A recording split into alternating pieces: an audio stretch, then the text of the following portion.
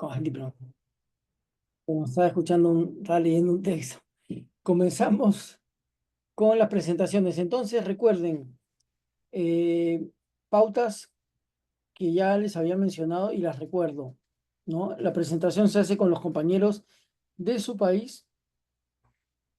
En el caso de Brasil tenemos dos grupos. La presentación se hace en PPT. Me tienen que enviar antes el PowerPoint, el archivo, a mi correo apanizo@gmail.com. Cada grupo dispone de 10 minutos para presentar. Todos los miembros del grupo deben presentar, no solo uno, y tienen que presentar, se espera, de forma equitativa, ¿no? Si hay 3 miembros, pues cada uno presentará 3 minutos. Si hay 2 miembros, cada uno 5 minutos. No, no sería buena idea, espero que no, una persona presente 8 minutos y de ahí le deje 1 minuto a cada uno de sus otros dos compañeros. No, eso de ninguna manera, ¿no? Porque es importante compartir ese espacio y que yo pueda ver el dominio que tiene cada grupo.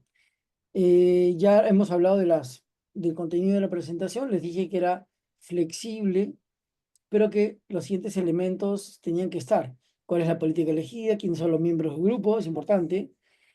La entidad que ha aprobado, emitido la política, la tipología y explicada, las orientaciones de la política explicadas. Luego se presenta la política en sus componentes, si los tiene, ¿no? Finalidad, objetivo general, específicos, lineamientos o sus características principales. Luego, cuáles son los actores involucrados, los ámbitos de implementación, la descripción de cómo se ha venido implementando, ¿no? Desde cuándo, dónde, por quiénes, ¿no?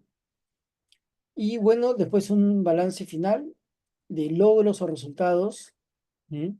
Si los hay, las limitaciones, obstáculos, problemas, errores y críticas, oposiciones, resistencias, ¿no? Eh, bien, muy bien. Entonces, eso es básicamente las indicaciones y comenzamos entonces con México. ¿Mm? Entonces, recuerden, tienen 10 minutos para presentar. Yo voy a, yo voy a medir el tiempo y cuando falten 2 minutos, los voy a interrumpir diciéndoles que faltan 2 minutos, ¿no? Cintia pide que pase al final. Ok, está bien, no hay problema. Honduras, entonces lo podemos pasar al final. Honduras está en el cuarto puesto, lo vamos a poner en el puesto 8. O sea, después de Guatemala, Honduras, ¿ok? Bien, comenzamos con México. Adelante. Quiero saber si me pueden ayudar. Bien, veo que sí pueden compartir. Eso quería preguntar si podían compartir PowerPoint. Así que sí se puede. Confirmado eso. Muy bien. Entonces, muy bien, adelante.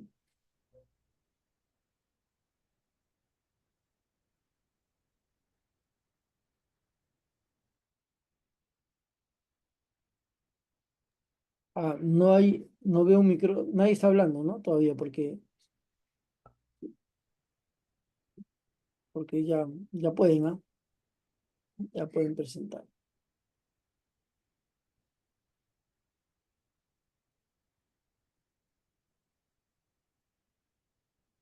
Hola, ¿qué tal? Buenas tardes a todos. Vamos a presentar por parte del equipo México, solo que por ahí empieza el maestro Nicandro. No sé si no nos escucha, maestro Nicandro. Veo que tiene su micrófono prendido.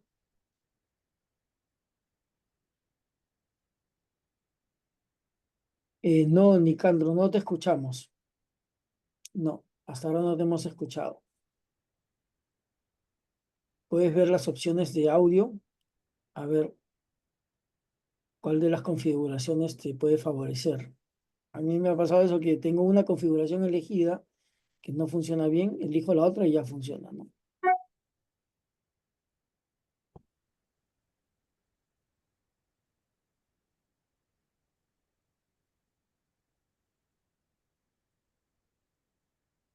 Todos los otros grupos tengan sus PowerPoints ya a la mano ¿no? Para no tener percances.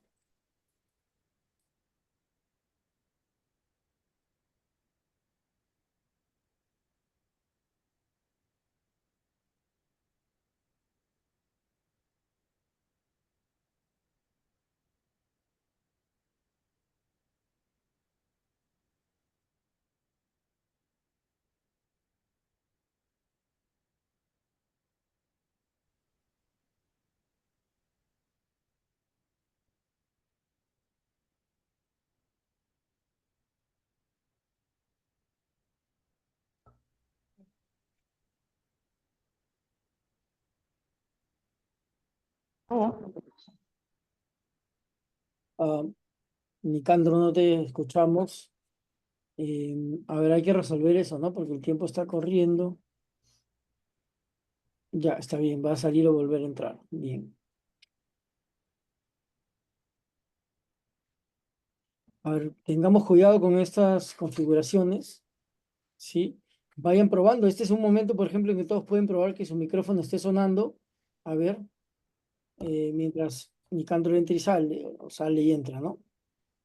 Todos pueden hola, probar. profe. Sí, Buenas Vanessa, te noches. escucho. Muy bien. Buenas A, noches. a Oi, ver, ¿quién más está hablando? sim. Eh, Ouve bem? sí, muy bien. Nubia, se te escucha. Bien. Angélica, ya te Hola, habíamos... hola. Sí, Paraguay se escucha. muy bien, se escucha perfecto. Bien. Hola, buenas. Hola, muy bien. Nicandro, todavía no te escuchamos. Am, Creo que to- sigue con los problemas de conexión. Iré empezando yo justo para ya ir con el tiempo y si el maestro Nicandro se va incorporando, vamos haciendo la incorporación del maestro. Muy bien, Angélica, perfecto. Sí, justamente nosotros en el marco de todo esto que ya hemos visto de las políticas lingüísticas, quisimos presentarles un poco la política lingüística mexicana actual. Nuestro equipo pues está conformado por los dos únicos mexicanos que estamos, que es el maestro Nicandro y su servidora Angélica. Eh, no, la política lingüística de México se basa justamente en los tipos de planificación lingüística que tenemos, tanto de corpus, estatus y adquisición.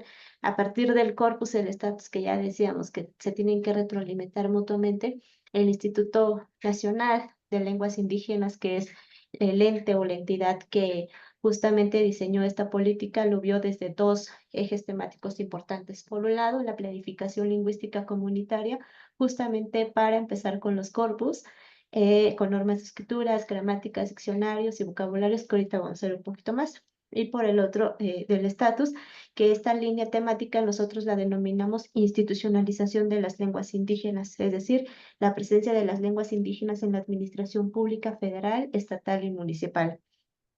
Y algo que quizá valga la pena decirlo desde aquí es que un tema que nosotros tenemos todavía pendiente en la agenda son justamente los temas de adquisición. ¿Cómo hacer que nuestros niños aprendan una lengua indígena como segunda lengua, ¿no? Y en torno a todo lo que hemos discutido en estas clases. Y bueno, pues la entidad justamente creadora pues es el Instituto Nacional de Lenguas Indígenas que pone en la batuta estas dos grandes ejes temáticos de política lingüística para atender justamente a las lenguas indígenas de México. Y ya propiamente pues basándose con el material, con las publicaciones, con las investigaciones que ha tenido previamente, ¿no? Como esta clasificación de las lenguas en alto riesgo, en muy alto riesgo de desaparecer, en alto riesgo y las lenguas amenazadas, ¿no? Eh, y ahora, justamente lo que ya les comentaba es que el instituto, a partir de estos dos ejes temáticos que creó, tenemos uno que es la planificación lingüística comunitaria y esto también viene a colación en parte por el diseño internacional de las lenguas indígenas en México, ¿no? Entonces, se centra principalmente en el principio de centralidad de los pueblos indígenas, fundamental para cualquier proceso de planificación que nosotros emprendamos en el instituto. Es decir, se dan la conformación de consejos de planificación lingüística comunitaria en donde se conforman por personas de la comunidad en donde ellos mismos deciden qué hacer con sus lenguas en sus comunidades con los alcances que tienen. Y aquí el instituto brinda el acompañamiento pues que se necesita justamente para ir dando atención a sus lenguas.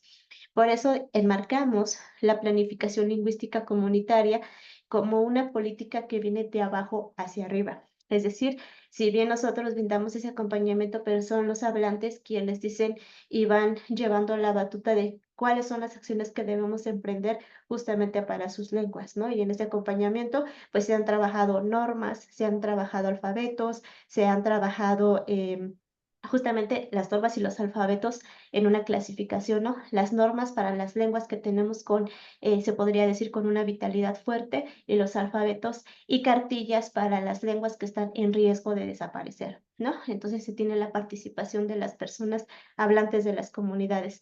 Entonces, justamente bajo este enfoque, la conformación de estos consejos de planificación lingüística comunitaria representa un esfuerzo por reconocer el derecho de las comunidades hablantes de lenguas indígenas a decidir sobre sus propias lenguas, determinando qué acciones tomar para el fortalecimiento y justamente para la revitalización, ¿no? Porque en algunos temas la revitalización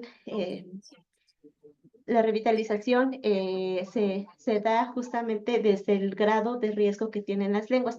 Ah, disculpen acá, está el maestro Nicandro por acá que se va a incorporar. Sí, sigue. Listo. Y justamente en este marco, el Instituto Nacional de Lenguas Indígenas, justo como les mencionaba, ¿no? Cumple con esta función de acompañamiento y asesoramiento técnico. Sin embargo, la crítica que se da a esta parte de los consejos de planificación lingüística comunitaria es que sí reconoce la Agencia de los Pueblos Indígenas por la toma de decisiones sobre sus lenguas, pero enfrenta retos significativos en cuanto a la sostenibilidad. Y es que uno de los aspectos es que estos consejos son por cargos honoríficos, es decir, no tienen un pago, ¿no?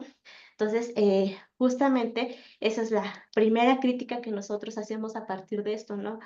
Los problemas que siempre enfrentamos y que hemos visto que ha sido una constante en todos los proyectos es la falta de presupuesto para garantizar la operatividad y la sostenibilidad de estos consejos.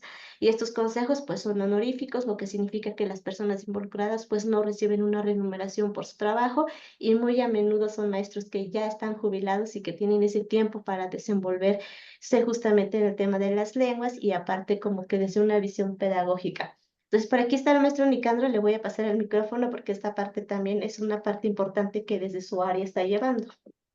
Gracias. ¿Será que ya me escuchan, verdad? Eh, bueno, aquí creo que es importante mencionar de las indicaciones que nos dieron sobre la presentación, quiénes participan, ¿verdad? Quiénes están involucrados. Por una parte, son las bases comunitarias, las personas que están directamente involucradas en las comunidades, que tienen interés genuino sobre su lengua, sobre su revitalización, y que tienen algún tipo de experiencia en la escritura, en la difusión, son una especie de activistas comunitarios. Y por otro lado, pues las instituciones que damos algún acompañamiento, asesoría para que pues puedan generarse programas de trabajo bien estructurados, que tengan objetivos también claros, en fin, y que podamos entonces no necesariamente estar allá en la comunidad siempre para que se dé seguimiento, sino que también puedan hacerse trabajos autogestivos allá en las comunidades y nosotros ya un acompañamiento un poco a la distancia. Y bueno, entonces en este sentido, importante que hay algo que nosotros llamamos como armonización lingüística o algo que puede ser una responsabilidad compartida, que buscamos que los proyectos y los procesos que se inicien desde esa base comunitaria tengan una transversalidad a nivel municipal, a nivel estatal y a nivel de la federación. Es decir, los proyectos que se generen en estas comunidades puedan tener recursos, puedan ser conocidos y se le pueda dar seguimiento y apoyo en estos otros tres niveles del país. Seguimos. Sí, justo, y ya una vez que trabajamos con la base comunitaria, ahora vamos con la base institucional, ¿no? Cómo transversalizamos esa parte de si bien ya tenemos una norma, un alfabeto y tenemos una forma de escritura, ahora cómo hacemos que eso tenga un estatus dentro de las instituciones, ¿no? Y muy independiente también de eso, es que tenemos el eje temático de institucionalización de las lenguas indígenas, que es una estrategia política justamente fundada en nuestra Ley General de Derechos, que lo que busca es el uso oral y escrito de nuestras lenguas en los distintos espacios institucionales y también en los medios de comunicación públicos. Entonces, a partir de eso se empiezan a generar diversas estrategias y acciones para que esta institucionalización de las lenguas pues pueda verse transversal en la administración pública federal, ¿no? Y es por eso que a partir de eso se han detonado diferentes acciones, ¿no? Y también nuestros objetivos generales. Entonces, justamente nosotros veíamos que las orientaciones de las políticas lingüísticas, al menos en nuestro país, es las lenguas como derecho, porque justamente está sustentado en esta parte de los derechos lingüísticos y que se quiere garantizar los derechos lingüísticos de la población, pero también está orientada a la promoción de esa diversidad lingüística, pero también este otro contraste, a la conveniencia, ¿no? Que si bien, pues sí tenemos esta promoción y todo, pero a veces es como de si hay presupuesto, no hay presupuesto, si hay proyectos, no hay proyectos, y depende mucho de la voluntad política que tienen las instituciones, ¿no? Entonces, lo que se ha generado en este marco de institucionalización es un curso de capacitación para saber de los servidores públicos puedan conocer de la diversidad lingüística que tiene nuestro país y puedan conocer sobre los derechos lingüísticos y bien cómo en el marco de sus atribuciones pueden contribuir a dar atención a las personas hablantes de lenguas indígenas. Eso por un lado. Por el otro, a partir de este eje temático de institucionalización de las lenguas indígenas, generamos una cédula para identificar las buenas prácticas que tiene la Administración Pública Federal en diversos ámbitos, desde la salud, desde los ámbitos municipales, desde los ámbitos educativos, ¿no? Y hemos detectado acciones que van desde la promoción de la diversidad hasta acciones que trabajan con las lenguas ya con un presupuesto, ya con una planeación institucional. Entonces, básicamente, estos dos ejes son los que se han trabajado para darle visibilidad, promoción a nuestras lenguas indígenas. Pero también, justamente, que queríamos matizar el tema de la crítica constructiva sobre nuestra política lingüística, ¿no? Y en esta parte de la crítica constructiva, pues está el presupuesto y la sostenibilidad, ¿no? Sigue haciendo falta esa asignación presupuestaria suficiente, que es uno de los grandes obstáculos que nos enfrentamos al momento de la implementación de las políticas lingüísticas y tiene que ver también un poco con la arena política que se está moviendo en nuestro país y un poco aunado como a las ideologías. Normalmente es que eso es un punto que se va a tocar abajo, ¿no? También las desigualdades regionales y comunitarias. No todas las lenguas reciben el mismo nivel de apoyo o visibilidad, por esto de que algunas tienen mayor vitalidad, otras están en alto riesgo, otras están en muy, muy alto riesgo de desaparecer, otros tienen muy, muy pocos hablantes. Entonces, justamente estas desigualdades nos está poniendo a nosotros retos para ver cómo las vamos a atender, ¿no? Y una de ellas es las zonas de inteligibilidad que se van a implementar justamente a partir de la planificación lingüística comunitaria. Y bueno, los otros dos puntos se los voy a dejar al maestro Nicandro. Sí, gracias. Bueno, pues algo importante es también esta parte de pues una ausencia de política lingüística multidisciplinaria.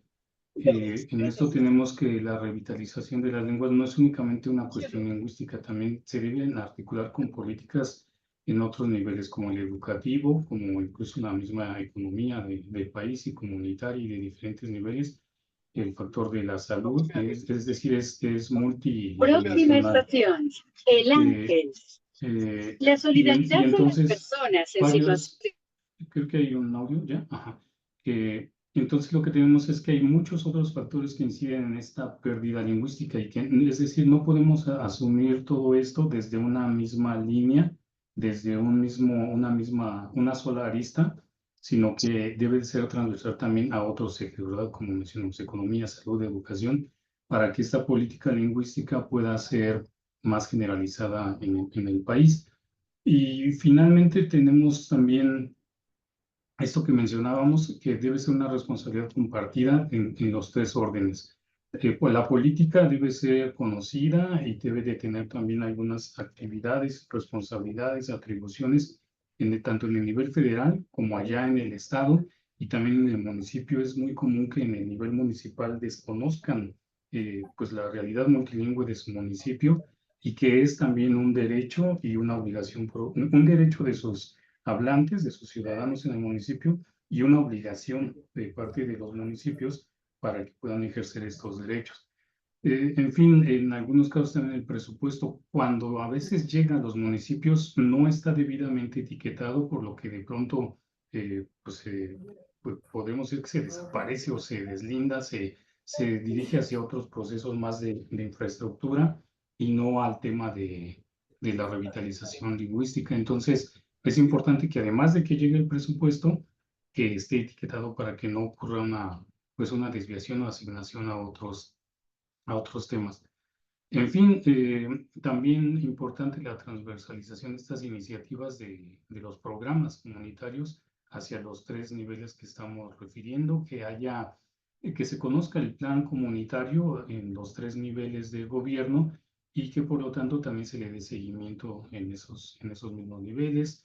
Y finalmente, pues esto es algo derivado de toda esta realidad, ¿verdad? Y de muchas décadas y siglos de desconocimiento de esta diversidad, incluso negación.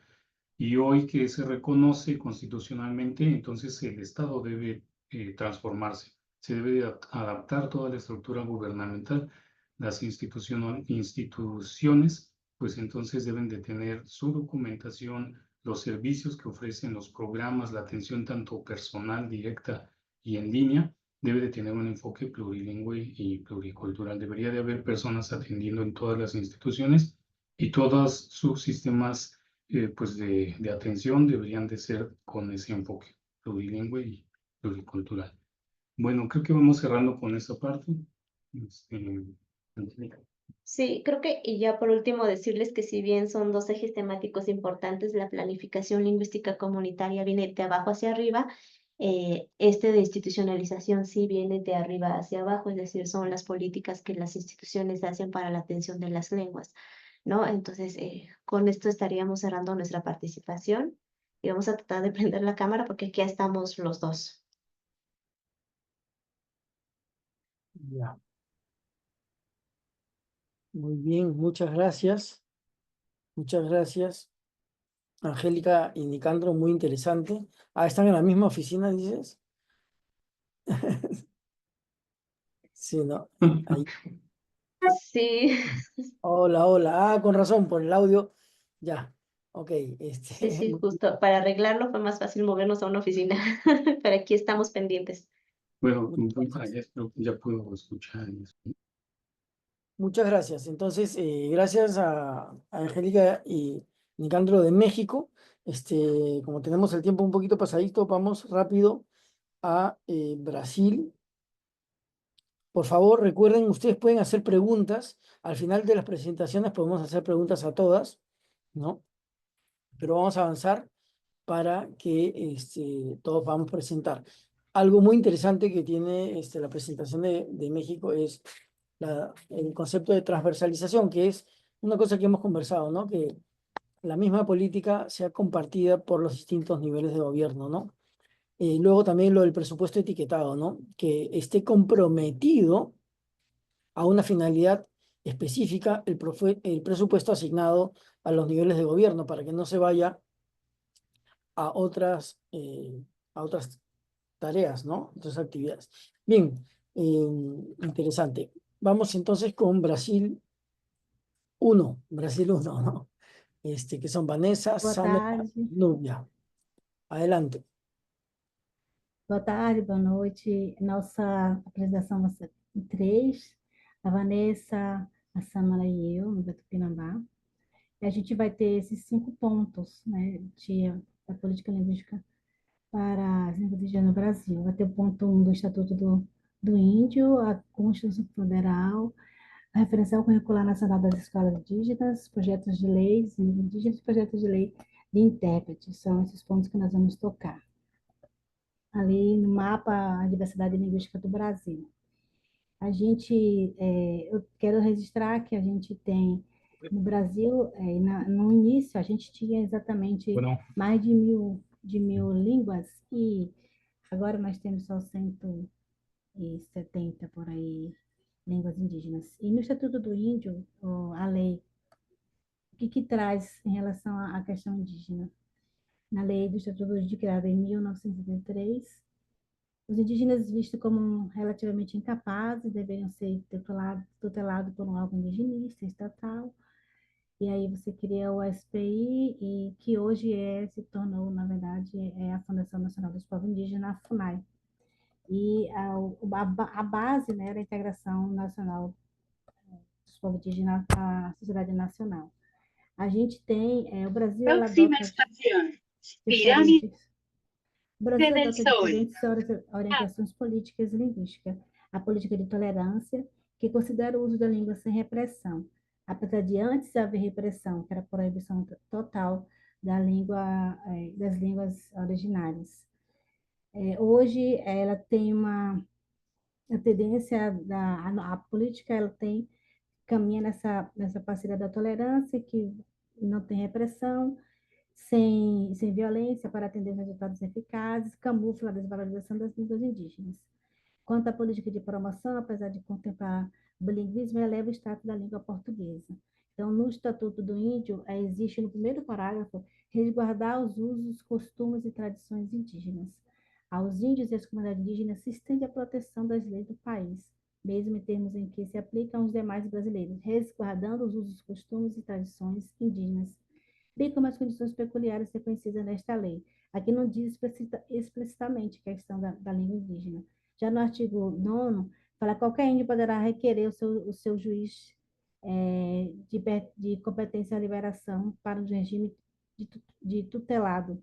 Só que para isso ele tem que atender o requisito, um dos requisitos é aprender a língua portuguesa. Então, quando você traz esse viés de você em algum momento valoriza a língua, mas no outro momento você faz o status da língua portuguesa, você tem uma política linguística de que camufla aí, na verdade, a questão da repressão. Então, você tem uma língua de tolerância. Então, aplica a restrição, a política de restrição é oficialmente declarada, explícita, que há o direito do uso da língua originária, porém não estabelece, não traz a formação para professores, nem produz materiais para que essa língua seja estudada, para que a língua seja mantida nas comunidades. Isso está desde no Estatuto dos Povos Indígenas. Um dos pontos, que é o artigo 49 do Estatuto do Índio, né, é a alfabetização dos índios facial na língua do grupo a que pertence, e em português, salvaguarda o uso da primeira. Sempre há essa camuflagem, essa tolerância de não haver repressão, mas sempre a língua portuguesa é a língua do status nessa política. Esse artigo, na Constituição Federal, a gente tem também no mesmo viés, né? Tem o reconhecimento das línguas indígenas, são reconhecidos os índios sua organização social, costumes e línguas, crenças e tradições. Aqui já tem mais um avanço da política no Brasil, das línguas indígenas. Ela avança para um reconhecimento da diversidade.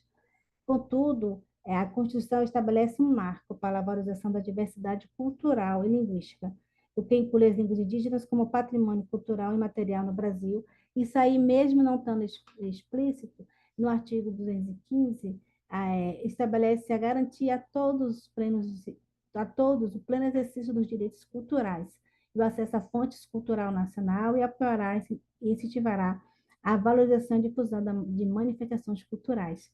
E aí você tem no artigo, aí você vem para o item da educação, no artigo 210. O ensino fundamental regular será ministrado em língua portuguesa, assegurada à comunidade indígena também a utilização de suas línguas maternas e processos próprios de aprendizagem. Embora a gente conhece que a Constituição Federal ela menciona diretamente as línguas indígenas, não menciona diretamente a língua indígena como patrimônio imaterial, a proteção das formas de expressão e dos modos de criar, fazer e viver das comunidades indígenas abrange sim a preservação e a valorização de suas línguas e tradições culturais, presente no artigo 215 e 216 da Constituição Federal. E o que a gente tem? A nossa lei pautada para as línguas indígenas, ela vem ela tem os dois movimentos, ela é de baixo, ela é de cima para baixo, como também ela é de baixo para cima. A gente vai dando continuidade às nossas atividades, às nossas apresentações nesse viés. Um momento ela é de cima para baixo, e aí as leis, as retificações, as criações das leis, como posta aqui na Constituição Federal, e para frente nós vamos adiante, que tem a questão da educação mais afinada, como também ela é das comunidades, que é a reivindicação das comunidades para que essa língua, a língua originária, ela possa ser estudada. E aí você tem na continuidade a Constituição das Diretrizes Básicas da Educação, que vai dar seguimento à nossa colega parenta, a Samela, e na LDB, que já é as leis, elas são uma lei, a nacional, que é a nossa Constituição Federal, ela dá o parâmetro nacional e ela vai para as orientações para as outras leis, para que ela seja regulamentada, que elas sejam aplicadas, que elas sejam assim disseminadas na federação como um todo, né, no país. O artigo 78 da LDB, ela determina que a educação indígena deve ser bilíngue e intercultural, com materiais didáticos adaptados à realidade dos povos indígenas. Isso tudo foi posto de cima para baixo, mas a gente ressalta de novo de que existe um movimento de baixo para cima que faz essas reivindicações, essas leis virem a se tornar escritas em nosso favor. Samela, por gentileza. Obrigada, Núbia. Então, no nosso grupo, a gente preferiu fazer uma contextualização daquilo que a gente tem enquanto política explícita, né? E é por isso que a Núbia apresentou aí desde o Estatuto do Índio, aí a LDB, a Constituição. Eu vou falar um pouco também do Referencial Curricular Nacional para a Educação Escolar Indígena, que traz esse aspecto, né, no âmbito da educação, no âmbito educacional, mas que apresenta a perspectiva das políticas linguísticas no âmbito de pensar as línguas na escola enquanto uma perspectiva da educação bilíngue, intercultural, específica, né, pensando na autodeterminação, na multietnicidade, como a gente colocou como alguns fundamentos que estão nesse referencial de 98. Sobre as línguas originárias, também no âmbito daquilo que a Núbia está falando, né? Está falando de uma política que está orientada para tolerância, né? E até a conveniência. A gente, no referencial, a gente tem, né, a língua indígena como a língua de instrução, como aquela que deve estar dentro do currículo. Inclusive, se ela não for mais primeira língua, ela deve ser uma disciplina, né? Do currículo das escolas indígenas, né? E a língua portuguesa, por exemplo, nesse Believe outro... están viendo preferencia curricular, ahí va a estar. No currículo estamos ahí. Um áudio que está aberto de alguém. Existe um áudio aberto de alguém? Sobre a língua portuguesa, por exemplo, a gente tem também nesse referencial a perspectiva de que a língua portuguesa é uma língua importante para os povos indígenas, né? Pelo que está escrito aí, como um meio de as sociedades indígenas dispõem para interpretar e compreender as bases legais que orientam o país, né? Ou como instrumento de defesa dos seus direitos legais. Então, nessa perspectiva de promoção, de tolerância das línguas, né? O referencial curricular, ele não avança muito também para promoção, ou avança pouco para a promoção, né? No âmbito de uma outra política que a gente gostaria de citar também aqui, né, no âmbito da dimensão... Perdón, aviso que faltan 2 minutos, ¿eh? No había avisado en otros casos, pero voy avisando, ¿sí? Tá bom. A gente tem a ação Saberes Indígenas na Escola, que é uma ação muito interessante, que tem conseguido produzir materiais didáticos em línguas indígenas, tem alcançado muitos professores indígenas e tem exercido aí uma relação com a universidade, né? Então, você tem o Ministério de Educação, as universidades e os professores indígenas suas secretarias municipais de educação, estaduais, como atores desse processo, desse programa nacional, no qual é importante, né, que as línguas estejam dentro no âmbito dos seus materiais didáticos para as escolas indígenas. Vanessa, você pode continuar no que a gente tinha programado? Claro, Sam. Boa noite a todos. Professor, então a gente segue aqui apresentando as nossas políticas linguísticas que já estão, né, como a Samela colocou, evidentes aqui, né, a oficialização das línguas indígenas. Então, a Câmara dos Deputados do Brasil, ela trabalha a partir de uma demanda que chega, ela é votada, né, com uma demanda que a sociedade coloca. Então, a oficialização das línguas indígenas no Brasil, ela é algo urgente, é uma agenda nossa. Então, nós temos esse projeto de lei que garante, né, já garantiu aí a oficialização de algumas línguas. Pode passar, professor, só para exemplificar mesmo. Então, nós temos aqui essas línguas que já foram oficializadas no Brasil. Pode passar, professor. Então, ela muda o status dela, né?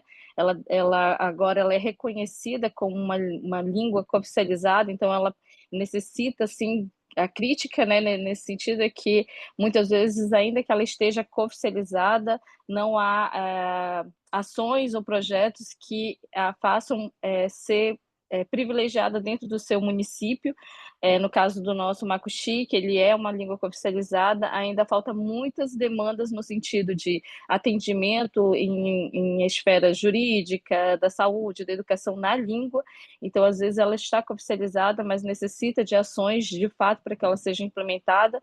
Mas isso, em contrapartida, garante, em alguns municípios, a parceria com algumas instituições federais para que ela consiga elaborar materiais didáticos, dicionários e capacitação dos professores, concursos, né, para que eles possam ser efetivos no Estado, funcionários do Estado. Então, essas leis elas vão contribuindo, né, para que o município onde há língua indígena ela possa mudar o seu status, né, e garantir um pouquinho mais de direito aos povos. Mas claro que a gente sabe que ainda é pouco, né? Pode passar, professor. Então, aqui são algumas das leis, né? Algumas das línguas. Pode passar, professor. Então, aí a gente já tem, ao total, 37 línguas cooficializadas, né? E 47 políticas públicas de cooficialização das línguas. Então, se segue essa cartilha, ela foi lançada pelo Ministério dos Povos Indígenas. Nós também temos um programa onde ela visa garantir a tradução de leis para as línguas indígenas no Brasil. A primeira foi a nossa Constituição Maior, que é a Constituição Federal, foi traduzida para o Nhengatu, e há outras propostas. Também a lei que garante a proteção, né, contra a violência doméstica, que é a Lei da Maria da Penha, aqui no Brasil, ela já foi traduzida para 10 línguas indígenas, né, 7 línguas indígenas, 3 aqui no sul e também lá no norte, né, essa língua indígena. Então, aqui foi o que a Samela falou, o nosso grupo de trabalho, ele também trabalha em cima dessas propostas de ouvir as comunidades de base para a gente conseguir implementar leis, né, ou seja, documentos para ir em busca de ações efetivas. Então, o grupo no Brasil, ele trabalha em cima das suas diretrizes, dos seus planos de ação. Pode passar, professor. E com isso nós buscamos agentes em diferentes comunidades para que eles possam mostrar, né, exemplificar em lives, em seminários, o que estão fazendo com seus trabalhos comunitários para a revitalização das línguas. Então, aí nós temos as línguas de sinais aqui, né, mapeadas, e o site onde a gente está colocando esses materiais também do GT Nacional aqui do Brasil. Seria isso, professor? Obrigada.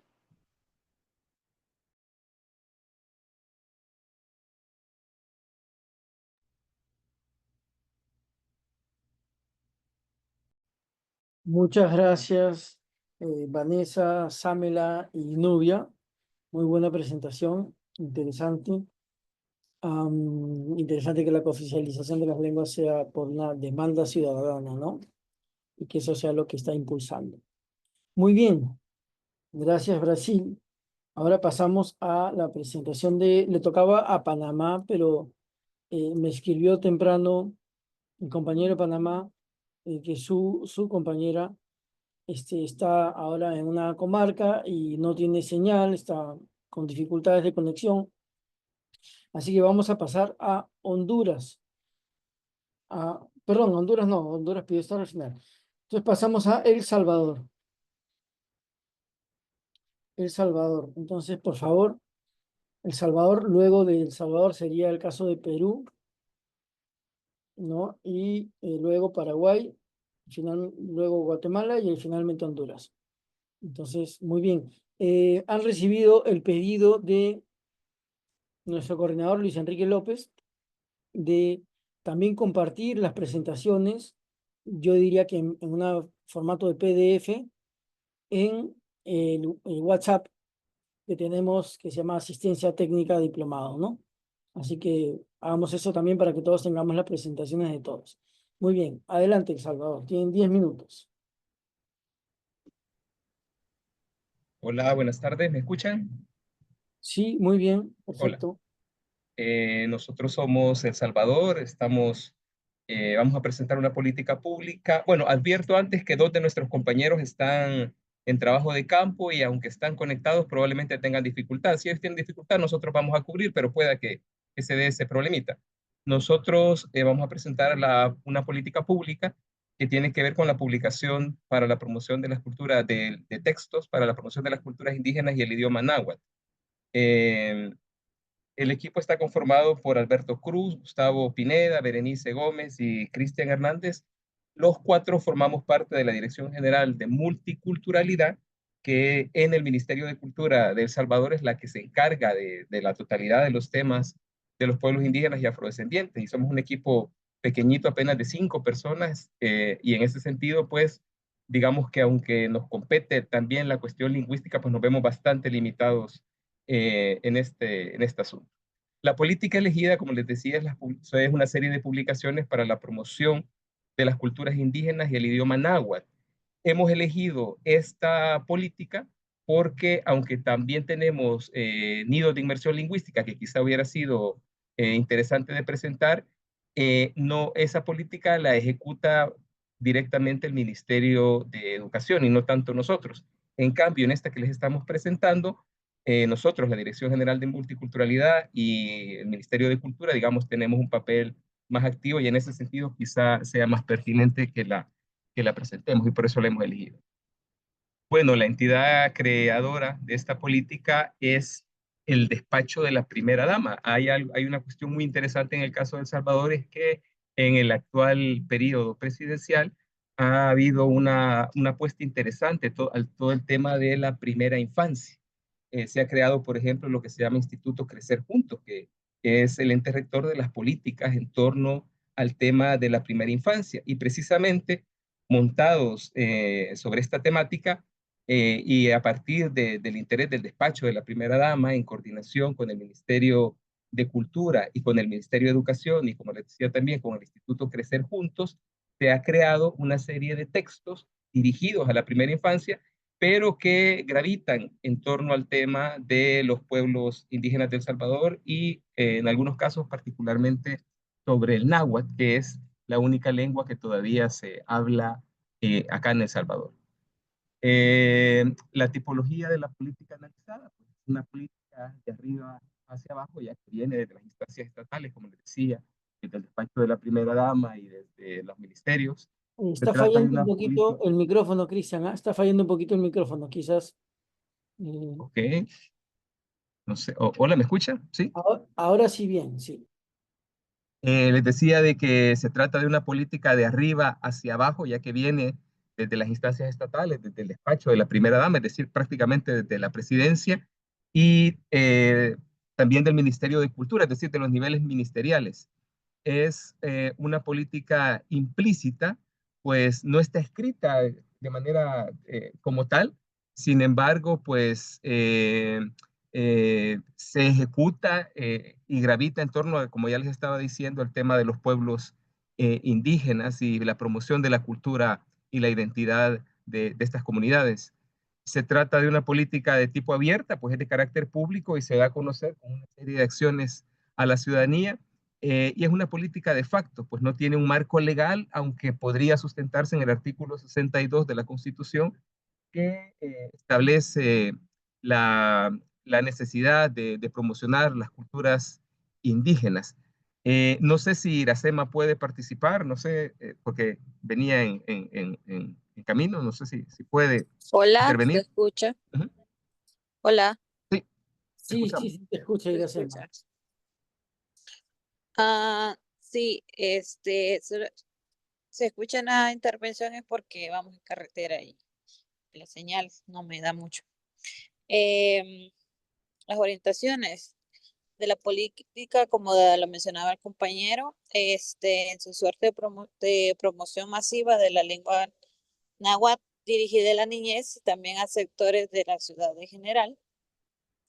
Eh, Básicamente esta orientación en la que está dirigida no solamente es para la, para indígenas, también para los no indígenas, pero en sí llega instaurar el lingüismo, ¿no?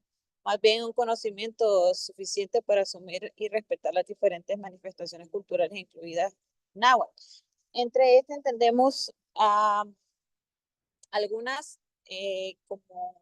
como lo ven en la ilustración, se trata de una serie de publicaciones impresas, consiste básicamente en lo que podemos ver en la imagen, lo que proyecta. El siguiente lámina, por favor. Encontramos la serie de Yulta Kepsa, por ejemplo, El Principito, en náhuatl, fue traducido. Me contaban que una vez, y pendiente diccionario en náhuatl. En esta, la serie Crecer Leyendo, está dirigido a los niños de entre 3 a 7 años. Como lo mencionaba el compañero anteriormente, esto se está haciendo desde el despacho de la primera dama. Contiene una libreta de trabajo y son de difusión nacional por medio del sistema educativo público. Estas son puestas para niños entre esta edad, aunque hay algunas que vamos a ver a continuación, donde varía la edad de los niños. Por ejemplo, serie de semilla, estos son audiolibros para niños en gestión. La serie Amate, estos son para niños más pequeños, entre el 0 a 3 años. Tiene ilustraciones de flora, que son identitarios salvadoreños, ¿no? Tradiciones del Salvador. Y la serie del Bálsamo para niños un poco más grandes, como de 3 a 5. Y la serie del Árbol de Fuego, que son de niños de 4 a 7 años. Tradiciones y mitos de los pueblos indígenas. Y por último, la Maquilihuat, narrativas de autores salvadoreños. Todos estos pertenecen a la colección Árbol de Vida. Todos estos tenemos desde el Departamento de Multiculturalidad. En varios eventos nosotros somos parte de mostrar estos libros, en cuentacuentos, en lo que nosotros le damos a conocer a los niños, nos llegan a escuchar. No sé, no tenemos como, en ese momento no tenemos el control de las edades, pero tratamos de mostrar la diversidad cultural que hay en el país por medio de la lectura. Eh, eh, los actores involucrados, esta edición involucran a diferentes entidades, aparte de las ya citadas, como les había mencionado mi compañero, el despacho de la primera dama. Esto se incluye en el sector urbano de bienestar y oportunidad, que son 11 ubicadas por todo el país. Eh, mi, mi compañero seguiría, Gustavo. No sé si Alberto puede participar, porque también Alberto viene en carretera, no sé si él Ok, sí, él puede. ya está listo. Ok. Buenas tardes. Bueno, yo quizá nada más quiero aunar un poco el tema. Esta producción literaria que se ha impulsado desde diferentes instancias del Estado tiene varios elementos que la vuelven especial y que también lo vuelven un hito. Uno de ellos, y como lo planteaba Cristian al principio, es que esta producción o este trabajo editorial que se está enfocando, encaminando en materia de literatura indígena, literatura contada desde las cosmovisiones indígenas y en algunos casos también literatura en la lengua indígena, tienen un elemento bien interesante, y es que son abrazados y son potenciados desde el espacio del despacho de la primera dama. Esto de manera directa le da un estatus bastante relevante a ese trabajo, porque estamos hablando de, digamos, de un respaldo institucional grande, es decir, y bueno, no sé, a nivel internacional hay una proyección de que, digamos, en el caso de El Salvador, bueno, el presidente, ¿no? Y la primera dama gozan, digamos, de una muy buena reputación. El hecho de que sea la primera dama quien esté potenciando estos temas, pues también le da un estatus mejor, ¿verdad?, a la lengua, y también de alguna manera motiva, incentiva a las comunidades indígenas a valorar y pues también a poner en perspectiva su identidad, su cultura y su lengua. La colección Árbol de Vida, que es uno de los diferentes productos editoriales, quizás la que ha tenido como una mayor aceptación y una muy buena difusión. Y esta, como planteaba Cristian, está enfocada hacia la primera infancia. Son un árbol grande, ¿no? El árbol de vida es como la sombrilla que cobija a varios árboles más pequeños, ¿no? Y todos árboles de nuestra flora endémica acá en El Salvador. Cada árbol reúne 5 libros, y cada una de estas series están enfocadas a diferentes niveles según las edades de los niños en esta etapa de primera infancia, ¿no? Lo interesante acá es que desde los primeros niveles se está incluyendo materiales en lengua náhuatl, y lo interesante es que además de los libros, en algunos casos también se desarrollan guías metodológicas para que docentes y demás personas puedan hacer implementaciones que vayan un poquito más allá de lo que aparezca retratado en el libro. Otro detalle importante también es mencionar la línea editorial Yultaguetza, que esa es impulsada específicamente desde el Ministerio de Cultura y que ha sido creada ad hoc para la promoción de las lenguas indígenas. Y por último, otro producto literario que ha tenido un alcance bastante grande, es decir, un alcance total, sobre todo a nivel de los primeros años de escolaridad en el país, es la distribución de los libros Crecer Leyendo, que son compilaciones de literatura nacional, donde vamos a encontrar a los escritores salvadoreños más destacados, sobre todo en materia de literatura infantil, y en medio de los cuales pues figuran o aparecen nahuablantes, personas de las comunidades indígenas que han aportado textos, usualmente canciones, que se han convertido en textos para estos libros. Y lo interesante es que estos libros van acompañados también de audios, y estos cantos pues son aprendidos y son replicados por los niños en los centros escolares. Esto es en resumen, digamos, y tratando de detallar un poco estos materiales que se están, digamos, promocionando. Y una cosa también importante que tiene que ver con esta política, lo mencionaba Cristian al principio, es que creo que en este sentido hemos logrado una articulación muy eficiente entre actores del Estado que son claves. En este caso, el Ministerio de Cultura, el Ministerio de Educación, el Instituto Crecer Juntos, que es de nueva creación, y además todo esto impulsado por el despacho de la primera dama, lo cual de alguna manera pues lo vuelve una política bastante efectiva y que tiene pues una muy buena aceptación a nivel nacional. Ya. Eh, Creo que ya tenemos el tiempo cumplido.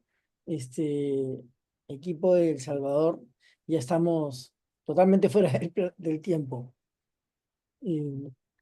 Así que solo para hacer, cierren nomás, por favor. ok, Gustavo, por favor, si puede cerrar. Muchas gracias.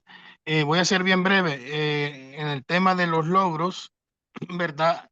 Habría que hacer una medición. Sin embargo, en el censo reciente de 2024 aparecieron 68,000 personas que se identificaban como indígenas. En el censo de 2007 solo se hablaba de 13,000 personas. Entonces creo que esto es un efecto de la presencia de estos elementos culturales en la educación, porque eso no se había tenido. Se había tenido un enfoque bien monocultural, inclusive excluyente y despectivo de las culturas indígenas.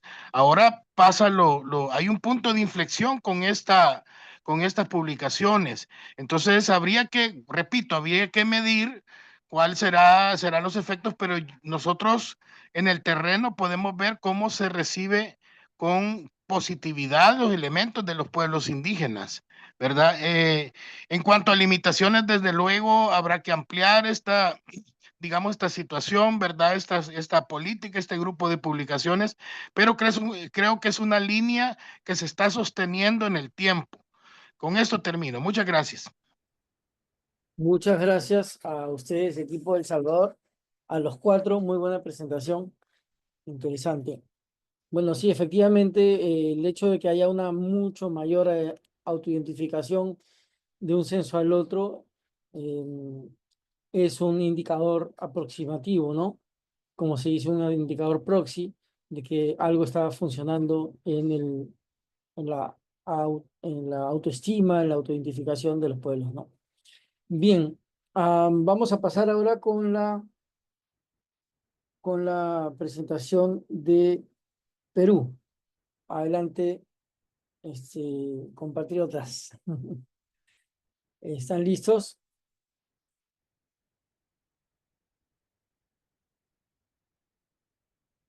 A ver, acá hay un mensaje de ustedes.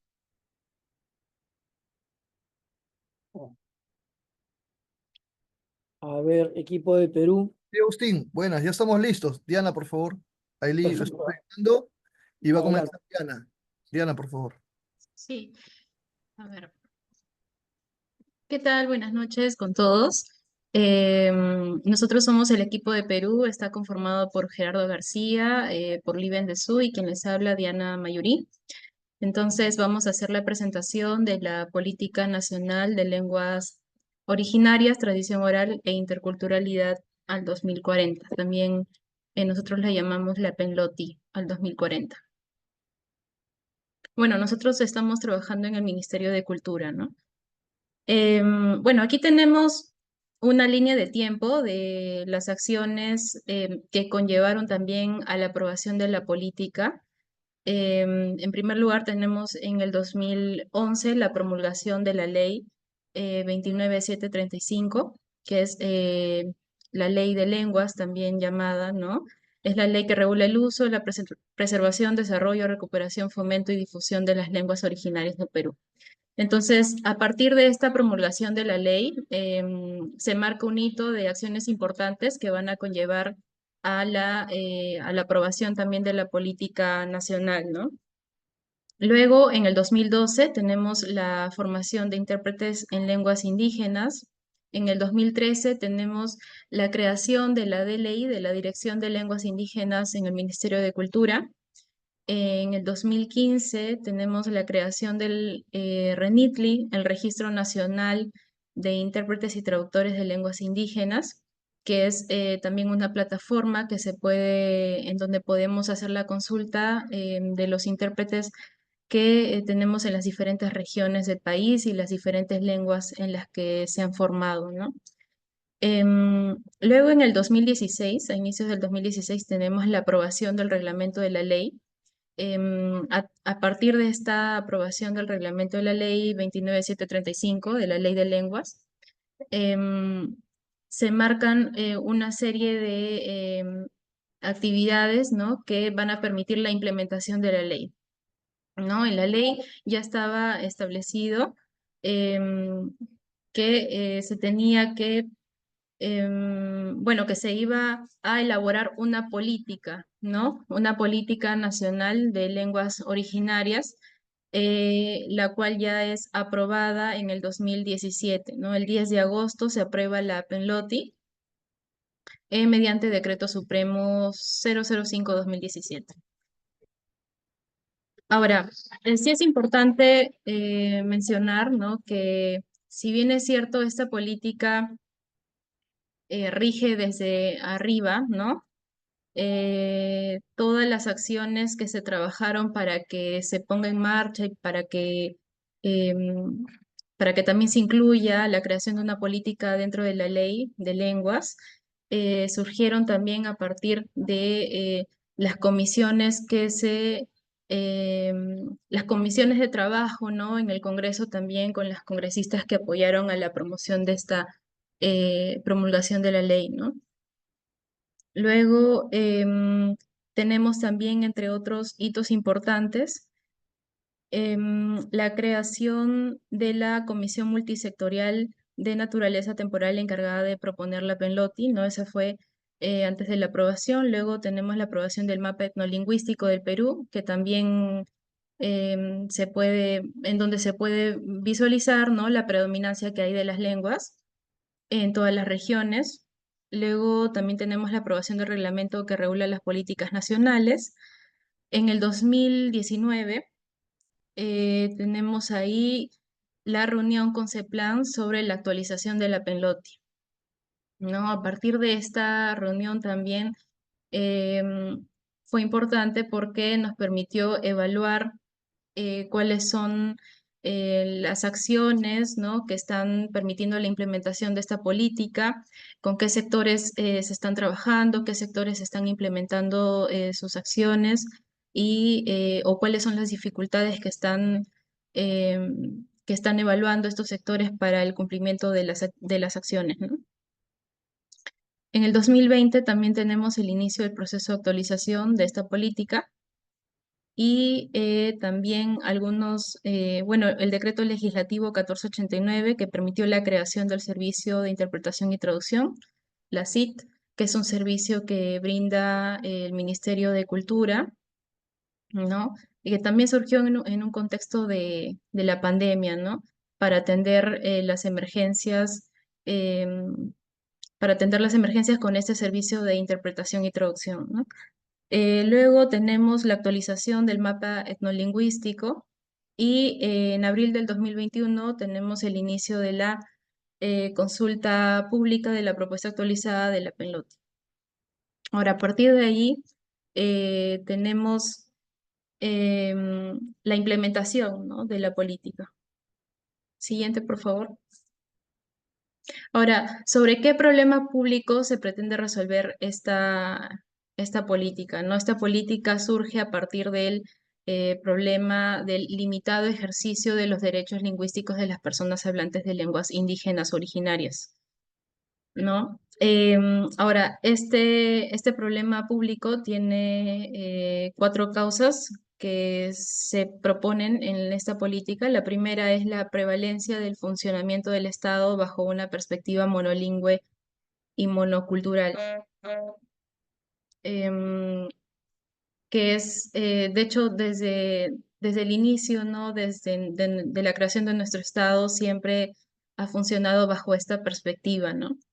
En la causa 2 tenemos la desvalorización y discriminación de las lenguas indígenas u originarias y sus hablantes en la sociedad peruana. La causa 3, los débiles mecanismos de transmisión, revitalización y recuperación de las lenguas indígenas u originarias. Y la causa 4, la limitada investigación, desarrollo y difusión de las lenguas indígenas u originarias. Siguiente, por favor. Ahora, nuestra política funciona, ¿no?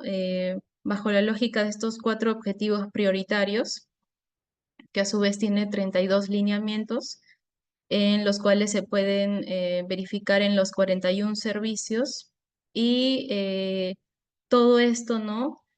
Bajo la lógica de una situación futura deseada que sería que al 2040, 7 de cada 10 hablantes de lenguas indígenas o originarias ejerzan plenamente sus derechos lingüísticos en todo el territorio nacional. Entonces, ahora les voy a mencionar los 4 objetivos prioritarios. Siguiente. Siguiente. Ajá. El objetivo prioritario 1 tiene 11 lineamientos, 19 servicios. Se centra en mejorar la pertinencia multicultural y multilingüe del Estado hacia la población hablante de lenguas indígenas o originarias. Y allí tenemos los servicios también. En el objetivo prioritario 2 tenemos reducir la discriminación por el uso de lenguas indígenas o originarias en la sociedad en general, que tiene 4 lineamientos y 8 servicios.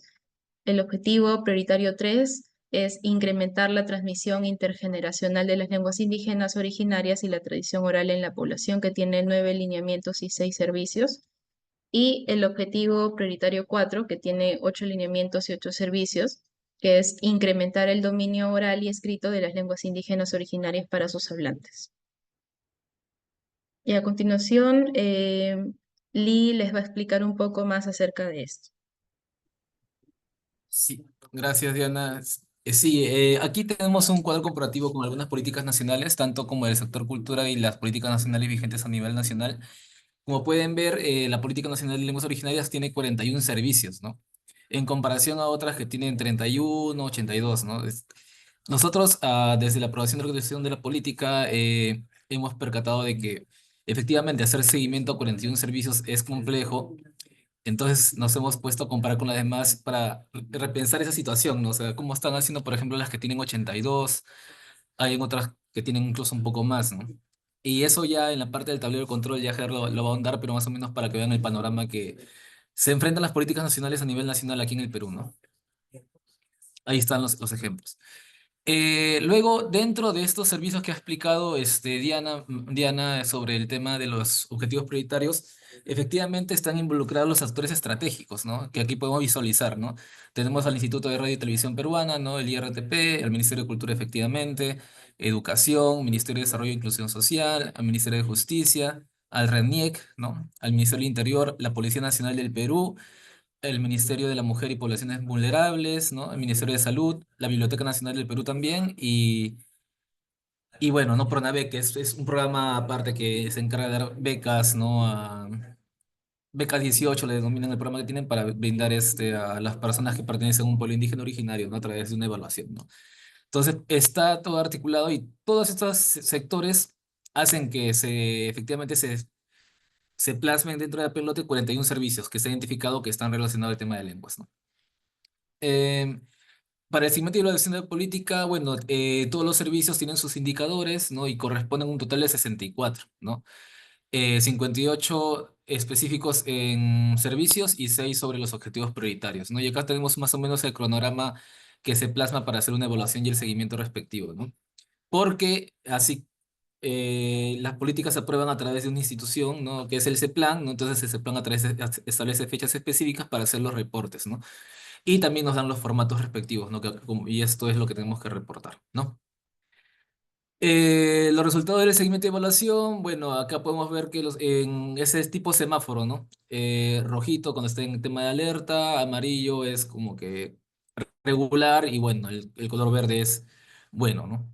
Y en los objetivos prioritarios, que como mencioné eran 6 indicadores, bueno, acá tenemos 4 que se han ido reportando, de los objetivos prioritarios sí, 12, ¿no? Y tenemos 9 que están bien, uno que está en regular y otro que está como que en alerta, ¿no? En los indicadores de los servicios, igual, de los 58 que mencioné, bueno, a la fecha no ha tenido avance, no 25, pero han tenido avance 23 que están bien, 3 igual están en tema medio alerta, ¿no? Y 7 están en rojito, ¿no? Y bueno, esta es un poco la foto de cómo está el estado actual del periodo 2023 de la PENLOTI. También tenemos una matriz de compromisos del periodo 2023 que se hace un seguimiento, ¿no? Para implementar flechas concretas para poder hacer el informe de evaluación, ¿no? Y bueno, en cultura, por ejemplo, a través de la Dirección de Lenguas Indígenas hay 9 acciones clave, ¿no? A través de la Dirección de Políticas, una acción clave y otra entidad, otra acción clave, ¿no? Y así como pueden ver, las otras instituciones también, ¿no? Tienen 9 acciones, 3 acciones, ¿no? O sea, todos los involucrados tienen acciones que realizar, ¿no? En este marco, a través de sus compromisos que han asumido. Y bueno, el documento de la Penalty lo pueden descargar si ustedes ahí están interesados en poder revisar la política de lenguas de Perú. Bueno, está dentro, bueno, Penalty 2040 y le sale el Centro de Recursos Interculturales del sector, ¿no? Y aquí es la parte que le corresponde a Gerardo. Gerardo, te cedo el micro. Ujú. Gracias. Brevemente nomás, Agustín, porque creo que ya nos pasamos un minuto. Sí, efectivamente, pero dale, dale. Y efectivamente, bueno, ef- eh, creo que en el Perú es la primera vez que se hace una política pública explícita, ¿no? Dentro de los márgenes teóricos que se explican en clases, eh, porque sí ha habido diferentes tipos de políticas lingüísticas, incluso con la de Velasco o anteriores, Eh, eh, pero esta vez se ha seguido todo un parámetro dentro de una política pública como si fuera política de pobreza, discapacidad, de otro tipo de políticas, ¿no? De seguridad ciudadana. Entonces, bajo esta, y además porque eso nos permite tener varios actores involucrados, responsabilidades, ya no solamente responsabilidad de cultura o educación, sino en una responsabilidad de gran parte de la administración pública. Hay un compromiso dentro de la administración pública por la garantía de derechos, y además toda política pública tiene que ser medida, ¿no? Tiene que ser cuantificada para ver si realmente consiguió el impacto que tiene. Y efectivamente cuando Lee mencionó lo de otras políticas son muy soñadoras, ¿no? O sea, en el diseño son muy bonitas, pero en realidad la administración pública es muy compleja. Entonces, en el momento de la medición del impacto, pues se puede ver muy bien que en algunos servicios se ha avanzado muy bien, y por eso es que se crea un tablero de control. En realidad, en el sector cultura y en la administración pública son pocas políticas que tienen sistemas de medición. Lo tradicional era que eran informes cualitativos donde todo el mundo cumplía todo, ¿no? Entonces el informe no aguanta todo.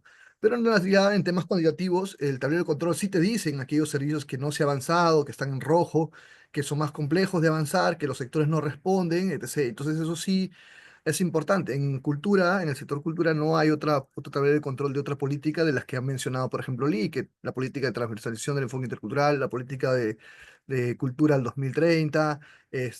No tenemos sistemas de medición claro, y en caso de lengua sí lo hay. Siguiente, por favor, rapidísimo nomás, Lee. Lee, porfa.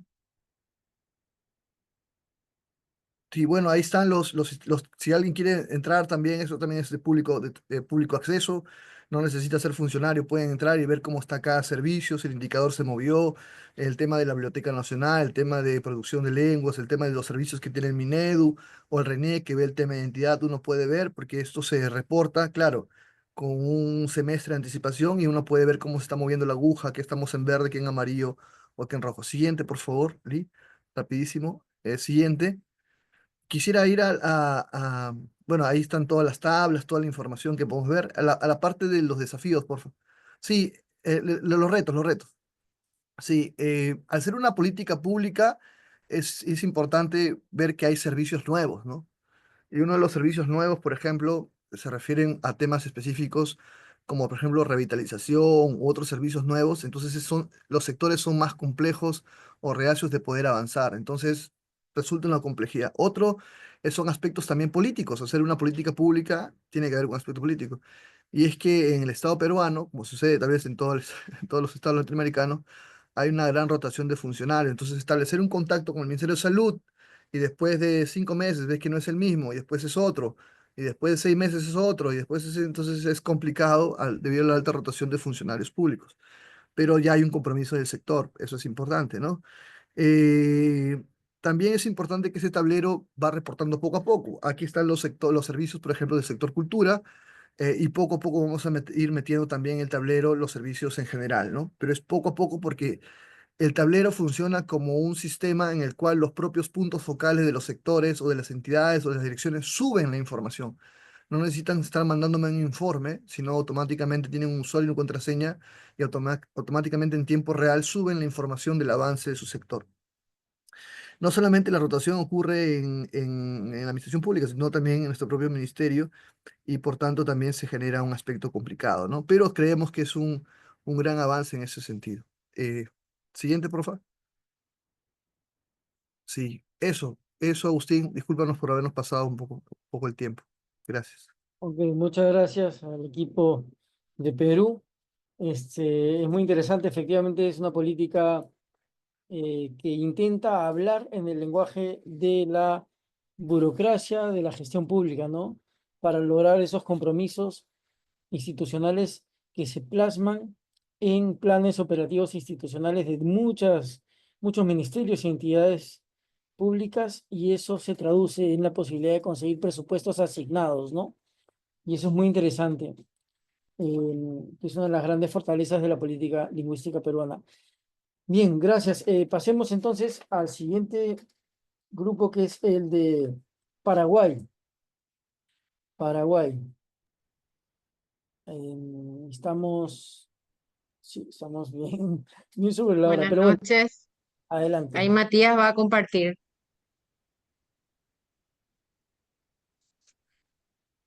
Adelante. Inicia Ahí Sonia. está. Bueno, buenas noches, profesor, a todos los compañeros también. El tema de hoy, primero, el equipo Paraguay está conformado por Rosana Abogado, Matías Medina, Zeneida Quiñones y quien le habla Sonia Ábalos. Bueno, la política lingüística en Paraguay es una política de estatus legal diferenciado que busca permitir la coexistencia dentro de un estado de múltiples comunidades lingüísticas. Además, promueve los derechos lingüísticos de la mayoría y da una protección a las lenguas de las minorías y las lenguas minorizadas, porque son dos términos diferentes, minorías y minorizadas, ¿verdad? En el caso guaraní, por más que seamos muchos hablantes, es todavía una lengua minorizada.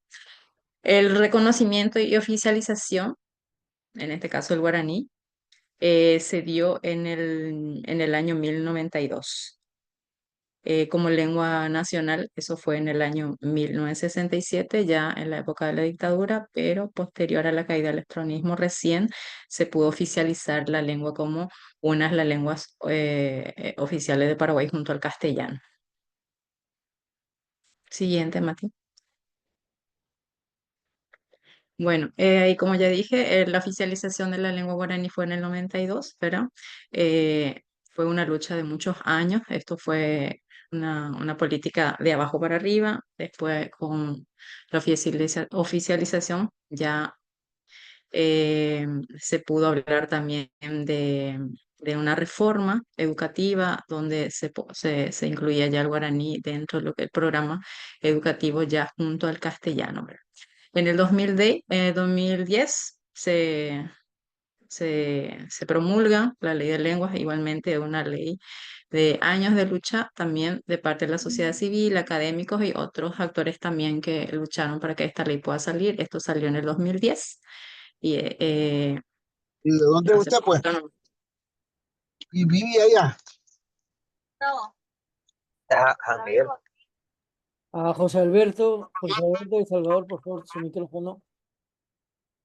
La ley de lenguas también posibilitó la creación de dos instituciones muy importantes para el guaraní, la Secretaría de Políticas Lingüísticas y también la Academia de la Lengua Guaraní. La Secretaría de Políticas Lingüísticas es el órgano rector de políticas lingüísticas y no solo atiende lenguas oficiales, sino también las lenguas indígenas y de las lenguas de las comunidades culturales, como menonitas, ucranianos, rusos, todo eso. Y aparte también de la comunidad que utiliza lengua de señas.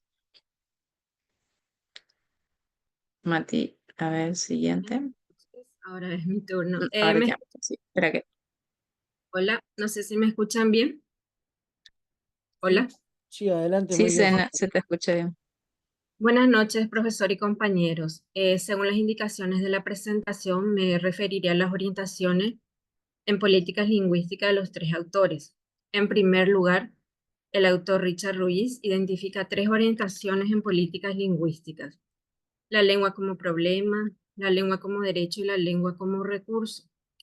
La política lingüística de Paraguay, a través de la Ley de Lenguas 4251/10, se orienta hacia la lengua como un derecho. Tal como lo plantea el autor Ruiz, esta orientación se evidencia en los esfuerzos por garantizar el uso y la promoción de ambas lenguas en condiciones de equidad, empoderando así a los hablantes de guaraní y promoviendo su integración en la vida pública educativa de nuestro país. También se orienta la lengua como recurso, ya que valora el bilingüismo como una ventaja social y cultural, no como un obstáculo, y se invierte en creación de instituciones específicas, como la Academia de la Lengua Guaraní y programas de educación bilingüe, demostrando que se ve el bilingüismo como una ventaja. O vaguada. José de Salvador, su micrófono. Bueno, y las implicaciones del modelo Ruiz en Paraguay están diseñadas para promover y proteger la diversidad lingüística. Según el marco teórico de los autores Clos y Willey, clasifica y analiza las políticas lingüísticas según los diferentes contextos sociopolíticos de cada país. Este enfoque examina cómo factores históricos, demográficos y de poder influyen en las decisiones gubernamentales sobre las lenguas. En Paraguay, este marco ayuda a entender por qué el país adoptó una política que reconoce oficialmente tanto el español como el guaraní, respondiendo a su realidad demográfica, donde casi el 30% de la población es monolingüe en guaraní, lo que ha resultado en leyes concretas, las cuales ya lo había mencionado anteriormente mi compañera. Gracias.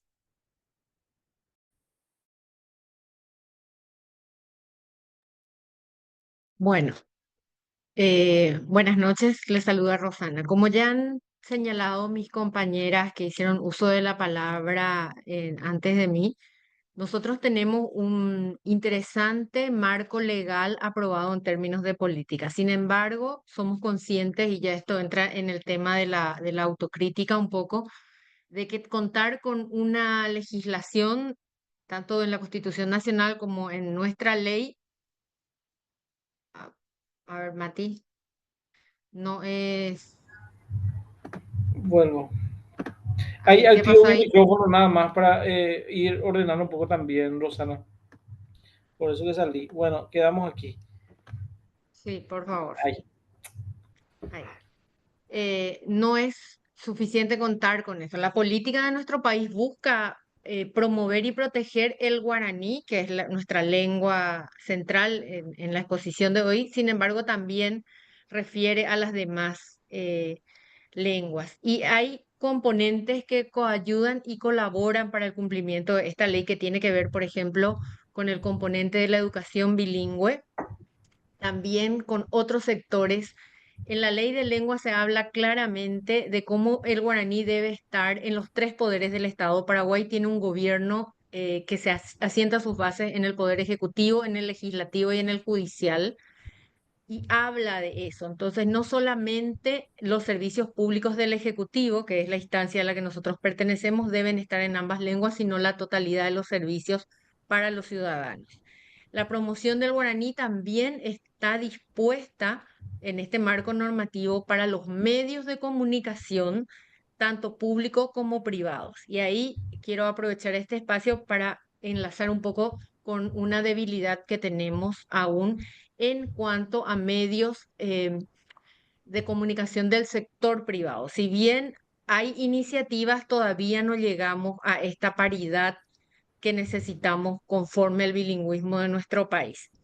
Y también las investigaciones en el campo de las lenguas están previstos. Todo esto guarda relación con la necesidad de asegurar los derechos lingüísticos y la inclusión lingüística de todas las personas, independientemente de su lengua materna, ya sea lengua materna castellana, lengua materna guaraní o un porcentaje más alto que somos los bilingües. El siguiente, Matías, por favor. En nuestra política lingüística tenemos actores involucrados en varios estratos sociales, desde el mismo gobierno nacional, dispuesto en tanto la Constitución Nacional como en las leyes, donde la Secretaría de Políticas Lingüísticas es un poco la entidad reguladora del cumplimiento y del seguimiento de estos derechos lingüísticos. Pero también hay organizaciones culturales y lingüísticas. En nuestro país tenemos las academias, en este caso referiré a la Academia de Lengua Guaraní, que se encarga de sacar las normas. Nosotros acá hablamos de normativización por un lado y de normalización por otro lado. También se ven afectadas por la ley de lengua en el capítulo 4 las instituciones educativas y, como ya mencioné, los medios de comunicación. Siguiente, Mati.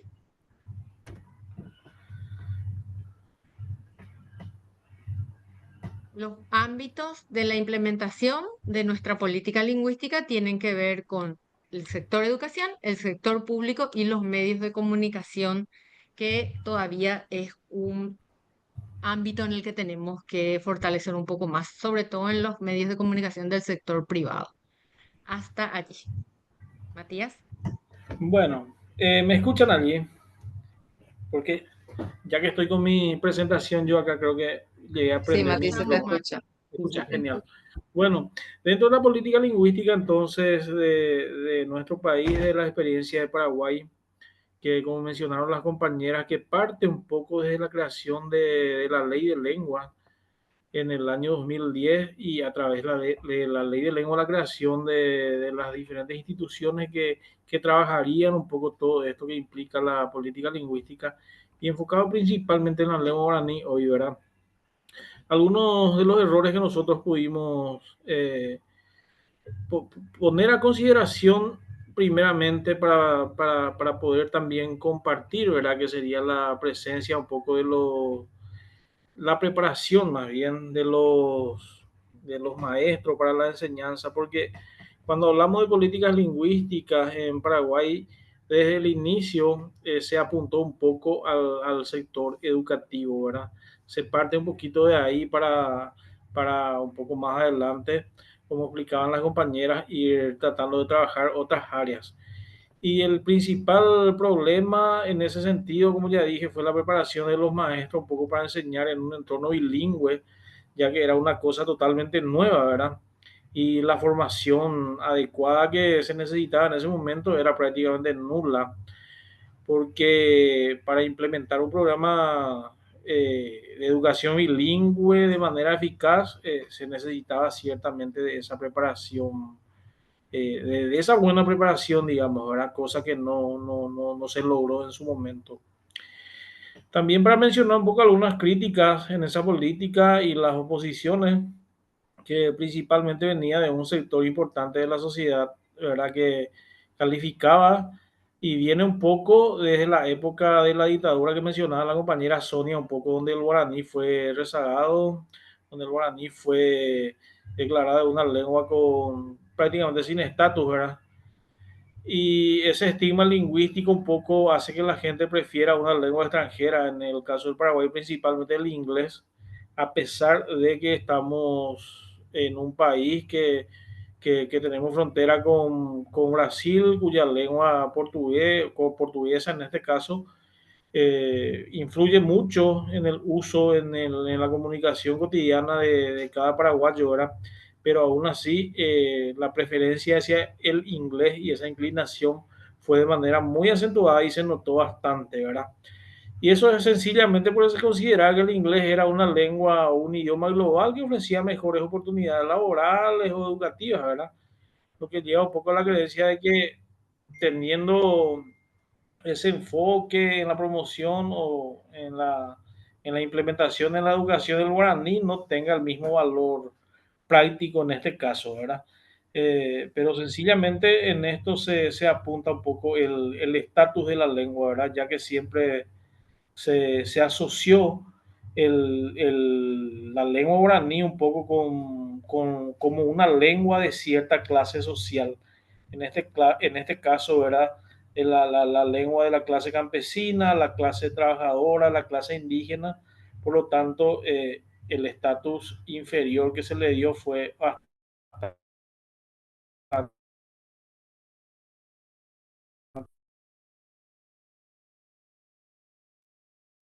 No se te escucha, La Martín. residente venía de la familia por la misma situación un poco que ya mencioné anteriormente a las oposiciones, ¿verdad?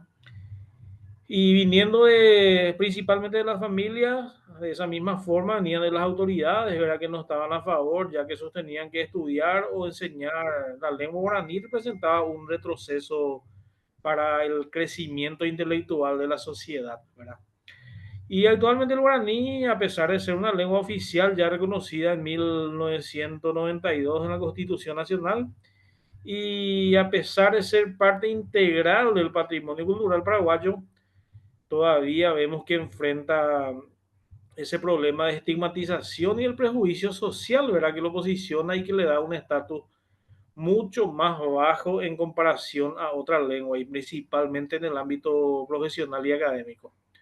Hoy en día, por ejemplo, cuesta mucho que un profesor pueda impartir sus clases en guaraní en un centro educativo, porque también se trata un poco dentro de lo que es la política lingüística, tener a la lengua guaraní como una lengua de enseñanza, no solamente como una lengua enseñada, ¿verdad? Y en ese sentido, el prejuicio y esa estigmatización que ya mencioné es muy, muy notorio.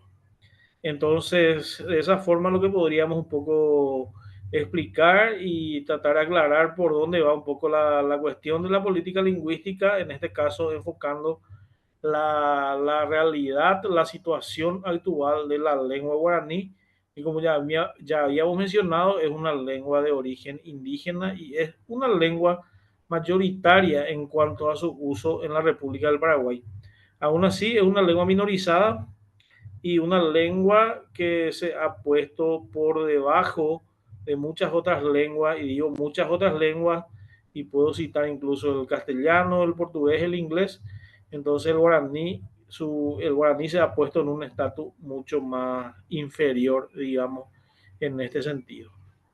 Y básicamente eso es lo que queríamos esta noche compartir con ustedes en este espacio, y agradecemos mucho el poder compartir esto y esperamos no habernos excedido en el tiempo, y muchas gracias.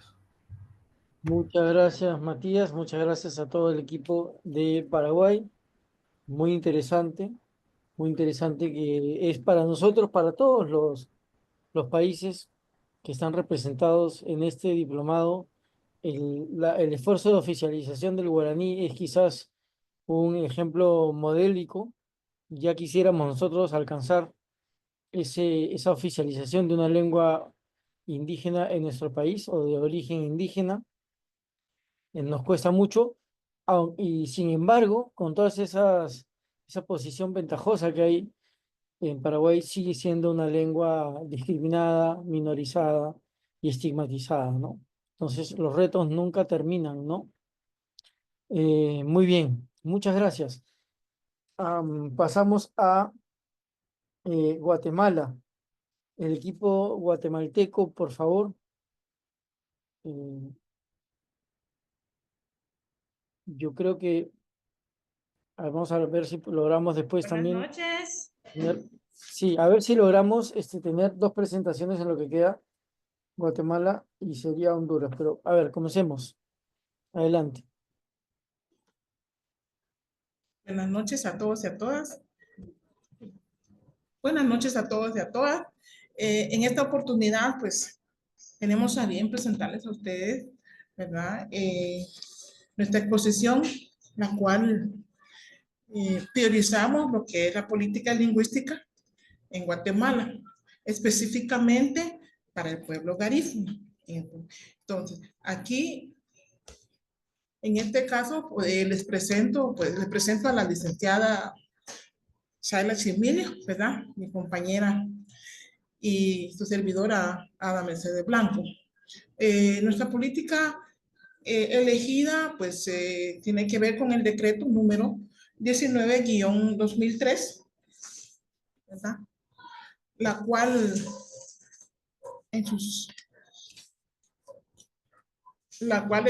tiene lo que es los principios, ¿verdad? En los artículos 1, 2 y 3. El 1, pues, tiene que ver con los idiomas nacionales, ¿verdad? El idioma oficial de Guatemala, que es el español, ¿verdad? En el Estado, pues, el Estado reconoce, promueve y respeta los idiomas de los pueblos mayas, garífuna y chinca. Pues en este caso estamos mencionando lo que es el garífuna, ¿verdad? Con sus necesidades, ¿verdad? Y todas sus historias que marca, pues, una gran diferencia, ¿verdad? Pero en ese aspecto podemos también ver lo que es la identidad, ¿verdad? Los idiomas maya, garífuna y chinca son elementos esenciales de la identidad nacional, ¿verdad? Aquí podemos darnos cuenta también de que se refiere también a las políticas privadas que se orientan a la unidad nacional. Pero acá podemos también mencionar el artículo de lo que es la condición sustantiva, la cual es el reconocimiento, ¿verdad? El reconocimiento, el respeto, la promoción, el desarrollo, ¿verdad? en lo que se refiere al Estado y el fundamento en textos de los niveles de la administración pública. Acá, cuando se habla de condición sustantiva, ¿verdad? Entonces, nuestra condición, la verdad, ha sido muy fuerte. Por eso es de que nos podemos dar cuenta de que tiene mucho que ver en lo que es la intervención de los pueblos desde la organización, ¿verdad? Desde la organización y las propuestas realizadas hacia las orientaciones para que seamos tomados en cuenta. Entonces, también en las disposiciones generales, en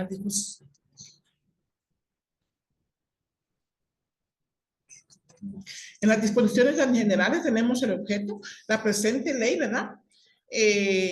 Tiene por objeto y regular todo relativo al reconocimiento, respeto, promoción y desarrollo y la utilización de los idiomas, ¿verdad? Pero en este decreto número 19/2003, no solamente reconocer, promover, respetar, sino que se nos vea como sujetos de acción, ¿verdad? Personas que tenemos la necesidad de incidir y ser parte del proceso, ser parte del cambio para la revitalización de los pueblos, no solamente garífunas, sino que también de otros, y que interactuemos con otros hermanos, ¿verdad? Que nosotros aprendamos de ellos y ellos de nosotros.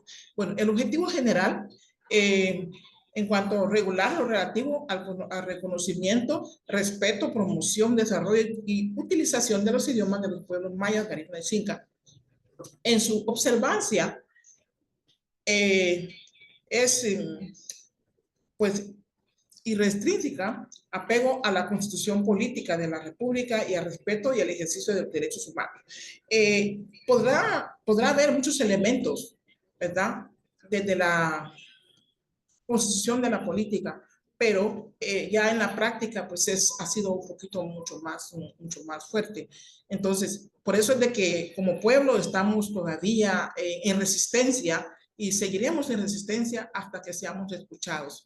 Es muy importante también ver que dentro de las políticas de nuestro país, los pueblos garífuna han incidido también en eso, tanto desde las organizaciones de mujeres, organización de jóvenes, abuelos, cofradías, hermandades, desde las iglesias también han incidido en propuestas, ¿verdad? En este caso, como docentes garífunas, hemos estado también realizando propuestas, ¿verdad? Desde el nivel de abajo hacia arriba. En algunas instancias, pues no, se quedan engavetados y no, se quedan allá, no se les da el seguimiento, ¿verdad? Pero para eso estamos nosotros, para luchar y estar siempre pendientes del proceso. Dentro de los objetivos específicos, está regular el uso, desarrollo y promoción de los idiomas de los pueblos garífunas, del pueblo garífuna. Estimular las manifestaciones artísticas, culturales, científicas de cada comunidad lingüística.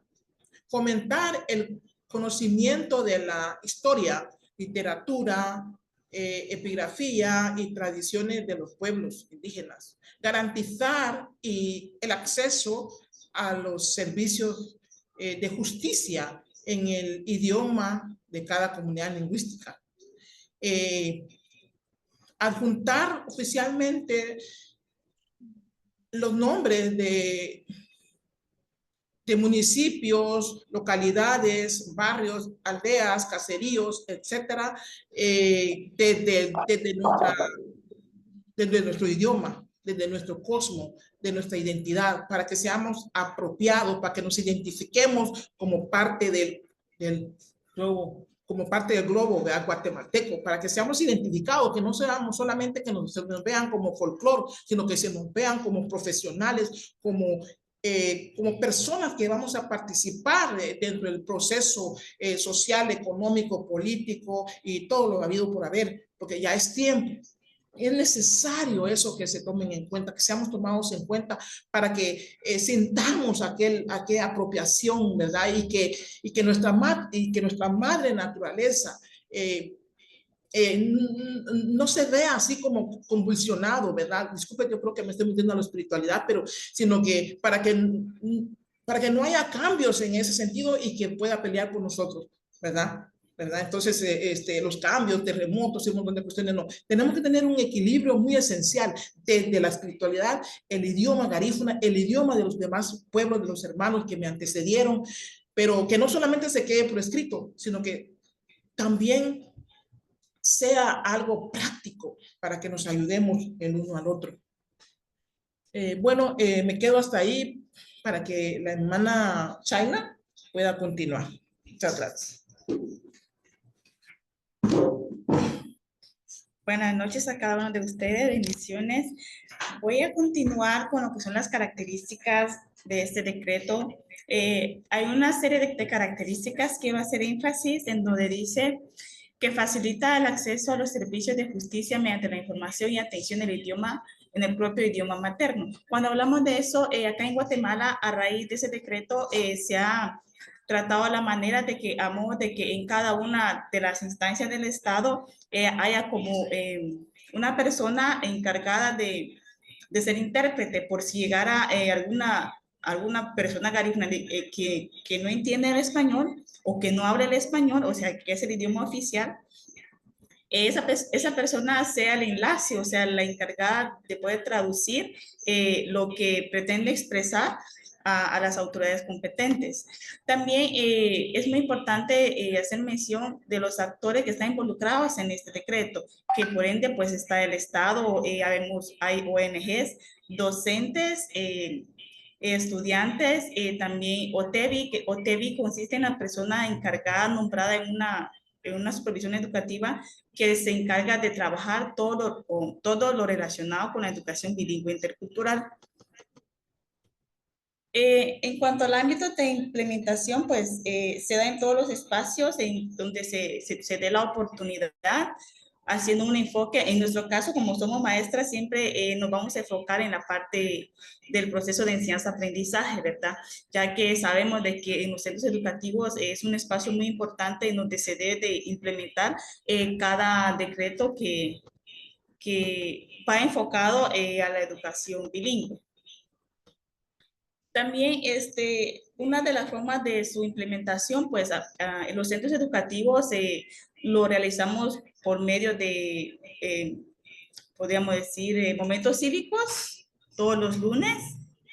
También hay otros espacios también en cuanto a la difusión en cuanto a la difusión de información en los diferentes espacios que existen en el pueblo.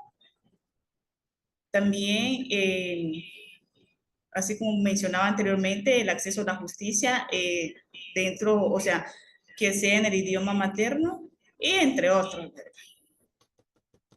Los logros que se han obtenido a través de ese decreto, pues uno de los principales es asegurar la transmisión y la preservación de este legado a las futuras generaciones. Hoy por hoy, en nuestra cultura, ha sido para nosotros, tanto como docentes, también de igual forma a los papás. O sea, actualmente es un reto que estamos afrontando, ya que lamentablemente en las casas ya no se le habla a los niños en su propio idioma, ¿verdad? Entonces, por lo tanto, como docentes tenemos una ardua tarea, ya que nos toca a nosotros, pues, fomentar eso dentro de los centros educativos. Promover el acceso a la educación, así como le estaba mencionando, dentro de su idioma materno. Solamente. Gracias. Muchas gracias Shaila y Ada. Muy bien, interesante también la presentación sobre la política de promoción del idioma garífuna en Guatemala. Gracias. En ese momento, bueno, nos quedan unos minutitos 10 minutos creo que ya no queda mucho espacio. A ver, si Honduras está listo para presentar, puede hacerlo ahora. Pero son 10 minutos nomás, ¿no? O quizás podemos dejar estos 10 minutos para conversar. Si hay alguna pregunta que uno le quiera hacer a otro equipo, a otro grupo, ¿no? Mejor hagamos eso. Entonces, a ver, ¿hay alguno de ustedes que quiera preguntarle algo a otro grupo? ¿Algún aspecto que le pareció interesante que quisiera ahondar? ¿O algún comentario también sobre qué le ha parecido una política de otro país? ¿No? Pues hemos conocido las políticas de México, Brasil, El Salvador, Perú, Paraguay y Guatemala, ¿no?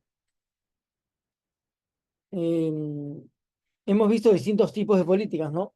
Pero principalmente políticas macronacionales, ¿no? Yo tengo una pregunta, por ejemplo, sobre la política de publicación de desarrollo editorial en lengua náhuatl en El Salvador, ¿no? Y vi que se estaban publicando audiolibros, se consideraba semilla, ¿no? Que era para el periodo de gestación. Y me dio mucha curiosidad cómo eran esos audiolibros para el proceso de gestación, ¿no? O sea, la infancia, pero en su proceso de gestación.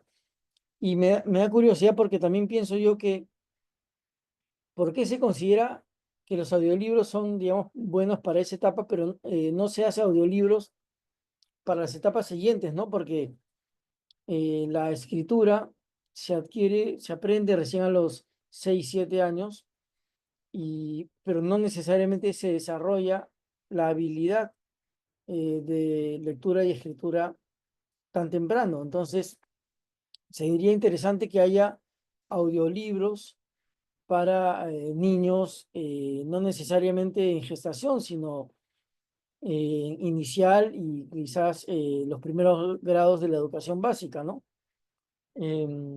Nosotros tenemos una experiencia en Perú de hacer audiolibros para niños, niñas y adolescentes, ¿no? Y algunos de ellos estamos empezando a hacerlos en lenguas indígenas. Entonces, queda planteada la pregunta para los amigos del Salvador. A ver quién me puede responder sobre eso. Hola, sí. Bueno, el tema de los audiolibros forma parte de todo un proceso, porque al inicio es el tema, como les decía, de tratar desde el proceso de gestación. Entonces se trata con sonidos, se tratan tambores, cosas por el estilo que puedan ser estimulantes. Posteriormente, como complemento a eso, se da el tema de libros táctiles, o sea, que solo son superficies. Interesante porque son superficies que digamos que es una metodología común en la cuestión lúdica, pero son superficies que tienen que ver, por ejemplo, con textiles tradicionales, con artesanía en fibra dura, que es muy tradicional, o sea que siempre, digamos, está tendiente al tema de la reivindicación de la cuestión indígena. Eh, Más adelante, para los niños más grandes, hay uno de los libros que se llama, por ejemplo, Tradiciones de mi Tierra. Y el libro de Tradiciones de mi Tierra se complementa con un festival que nosotros organizamos, de hecho, de nuestra unidad, que se llama Tradiciones de mi Tierra, que es llevar actividades lúdicas que, que complementen el proceso de las ilustraciones que vieron en los libros. Entonces ya son manualidades, hay música, hay intercambio entre comunidades. Entonces todo el proceso eh, va desde el punto de vista de la estimulación táctil, sensorial, pero también lleva siempre acompañado del proceso de poner elementos de nuestras culturas indígenas ahí en esos Muchas procesos. gracias. Muchas gracias. Bien, ahora tengo una pregunta para México. ¿Cuál es el riesgo que ven ustedes de que el IALI pase de la ubicación que tiene actualmente en una secretaría, creo que es la Secretaría de Educación, puede ser, puedo estarme equivocando, o Cultura, pero que esté pasando al instituto que es el INDI, que es el instituto más propiamente de los pueblos indígenas. ¿Cuál es el riesgo de que una institución que tiene un alcance tan grande sea incorporado dentro de un instituto que solo tiene que ver con la población indígena? No sé si eso para ustedes es un riesgo para la política lingüística en México. Buenas tardes.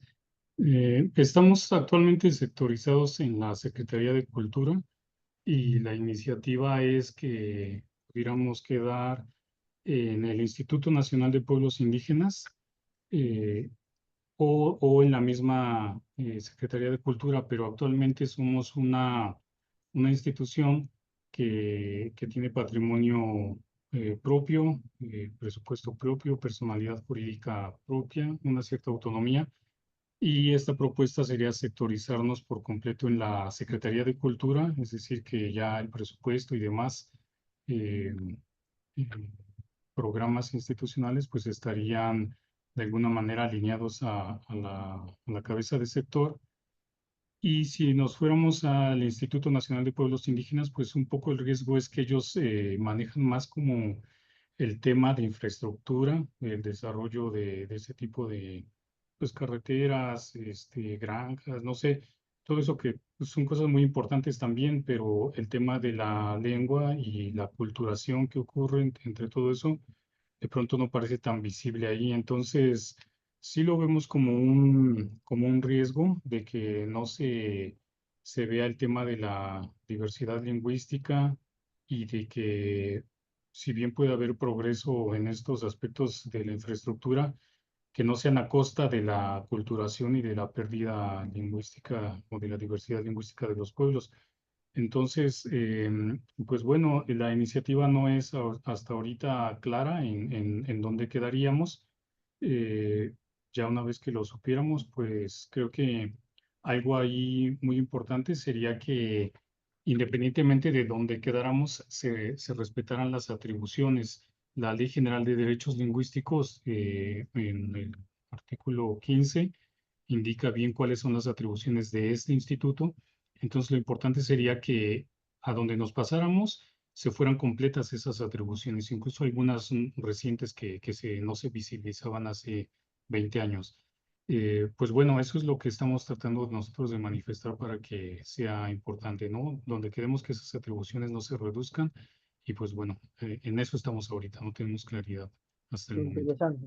Muchas Ujú. gracias. Sí, porque el Sí. riesgo es, hay una tendencia en nuestros países, en algunos gobiernos o algunos periodos, que no comprenden que el asunto de las lenguas indígenas es un asunto de toda la sociedad y no conviene encasillarlo solo en un tema de los pueblos indígenas, porque de pronto, si eso ocurre, el resto de la sociedad dice, eso no es mi tema, no me interesa, ¿no? Sí, Angélica, adelante. Sí, y solo como comentar ya por último lo que dice el maestro Nicandro es que uno de nuestros aliados, y quizá lo que está haciendo que la balanza se esté tambaleando de un lado a otro, es que aquí en México tenemos a la Secretaría de Innovación, Ciencia y Tecnología, entonces ahorita está en colaboración con nosotros, dándole un empujo a la investigación de las lenguas indígenas desde las comunidades indígenas, desde la comunidad de académicos y está ahí como para sacar convocatorias para los proyectos de revitalización lingüística. Entonces es como en esta arena política que se está moviendo todo, estamos con el sector cultura, con el sector pueblos indígenas, pero también tenemos esta otra parte del contrapeso con la Secretaría de Ciencias. Que debe pertenecer al propio gobierno central, ¿no? Sí, sí, justo el propio gobierno central. Muy bien, interesante. Entonces, claro, una estrategia es establecer esos vínculos, esos tentáculos, ¿no? Con más de un sector para potenciar esas alianzas y no quedar encasillado, ¿no? Interesante estrategia. Otra cosa, una pregunta que tenía para Brasil, para el equipo de Brasil. Entonces, se han logrado la cooficialización de 37 lenguas. Mi pregunta es, ¿cuál es la meta? ¿Hay una meta de cooficializar todas las lenguas indígenas o consideran que la cooficialización de las lenguas es esperable solo para algunas de las lenguas, digamos las mayoritarias, las más habladas dentro de las indígenas? No sé si ¿Alguien me podría responder eso? Pode ir. Vanessa, quer responder? Então. Sí, se les escucha, sí. Oi, professor. Então, na verdade, a cooficialização, ela garante, né, as comunidades que também têm um interesse, né? Porque não é uma política de cima para baixo. Não é o Estado quem vai determinar quem vai cooficializar, mas uma demanda própria das comunidades, ou seja, como se a gente pudesse pensar nas políticas linguísticas de baixo para cima, né? Ou seja, a comunidade de base quem mostra esse interesse para os seus políticos, né? E aí vai a demanda de uma cooficialização da língua. Então, seria muito seria muito, vamos dizer assim, ousado dizermos que todas querem, né? Mas a gente sabe que, quanto política linguística, isso abre um leque, vamos dizer assim, para que elas consigam garantir outras ações, como implementação de projetos didáticos, né? Essas coisas onde a língua ela possa ser mais visibilizada também, né? Então, pensando nesse sentido, sim, nós gostaríamos que todas fossem oficializadas, porque ela alcance um status de privilégio em relação a todas as outras demais, né? Nesse sentido. Sam, quer complementar? Bien. Muchas gracias, muchas gracias. Bueno, se nos ha cumplido el tiempo. Si queda alguna pregunta, perfectamente se puede plantear en la siguiente sesión. Tenemos mañana el conversatorio a la misma hora. Recuerden, es un conversatorio muy interesante. Tenemos a 3 panelistas de muy alto nivel, ¿no? Está representando a Nicaragua Mirna Cunningham, pero además al FILAC, que una gran dirigente de asuntos indígenas en nuestra región con un inmenso recorrido y un gran conocimiento. Tenemos también a Carlos Sánchez Avendaño, que es de Costa Rica, que es un lingüista con un gran interés por la sociolingüística, por los temas de políticas lingüísticas y revitalización. Va a ser muy interesante conocer sus planteamientos. Y tenemos también a Elisa Loncón. Elisa Loncón, que es mapuche de Chile, del sur de Chile, con una inmensa experiencia en diseño de políticas lingüísticas, en revitalización y en lucha por los derechos de los pueblos indígenas, posición que la ha llevado incluso a ser presidenta de la comisión, me parece que fue, de la convención constitucionalista en Chile, que se encargó de hacer un proyecto de constitución política del Perú, política de Chile nuevo, que no fue aprobado, pero que fue un esfuerzo importante. Bien, entonces, mañana tenemos ese conversatorio y continuamos con las presentaciones. El viernes Honduras arranca en la presentación del viernes, recuerden eso, y le sigue Panamá. Muy bien, hasta mañana. Chao, chao. Chao. Obrigada. Hasta mañana. Hasta mañana, gracias. Hasta mañana, muchas gracias. Hasta mañana, hasta mañana. Alguien pregunta ahí, por favor, indicar la hora de los expositores. La hora, lo que puedo decir de la próxima sesión del viernes, los expositores son primero Honduras, luego Panamá, y luego tendríamos Ecuador, Venezuela, Belice, Bolivia, y terminamos con el segundo equipo de Brasil. ¿Sí? Ok, listo, chao, chao. Chao, chao.